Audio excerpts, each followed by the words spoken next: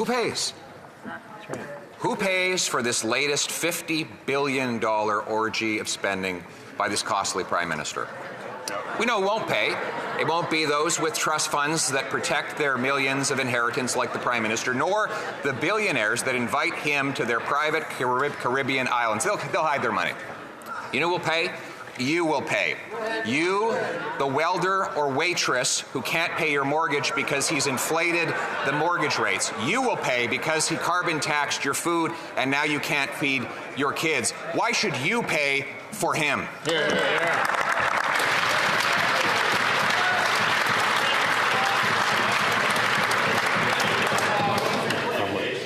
My comment still applies.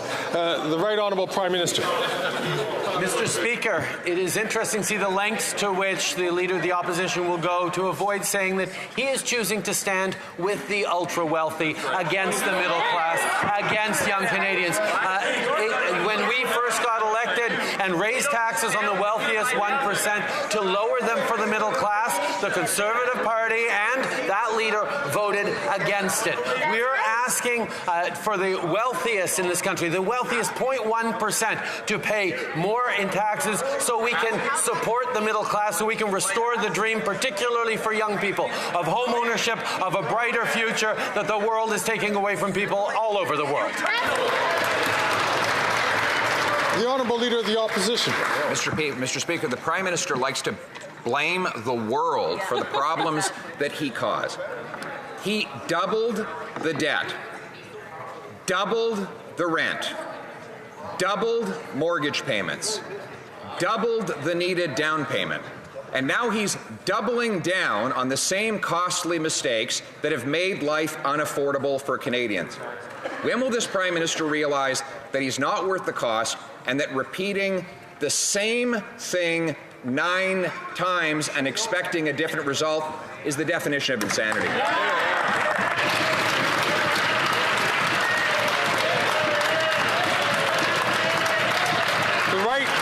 The Right Honourable Prime Minister. Speaker, what the Leader of the Opposition is saying is that he stands with the ultra-wealthy 0.1% in this country, and everyone else is on their own, because that's what he would do as he slashes programs, as he slashes investments, as he doesn't build the homes necessary, as he doesn't have a plan to fight climate change and create good jobs, as he has stood against affordability measures, as he stands against seniors getting dental care, Mr. Speaker. He is choosing to stand with the ultra-wealthy while we are investing in Canadians and building a stronger future that is fair for everyone.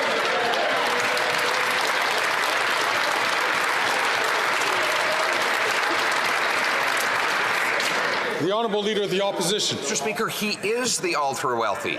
He hid his family fortune in a tax-sheltered trust fund so he wouldn't have to pay the same tax as everyone else. He vacations with the ultra-wealthy on their private islands in tax-preferred locations where they can hide their money and avoid paying their fair share here in Canada. And now he's paying off the ultra-wealthy by spending $54 billion on debt interest, more than on health care. Why give more money to the ultra-wealthy bankers and bondholders instead of the nurses and doctors?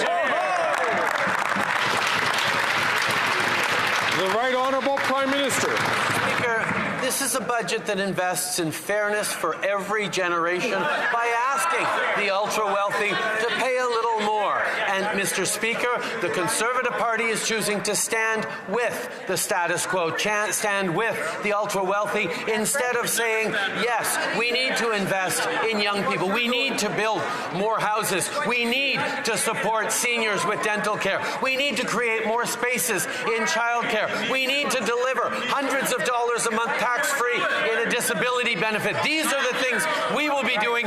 Those are the things that they stand against.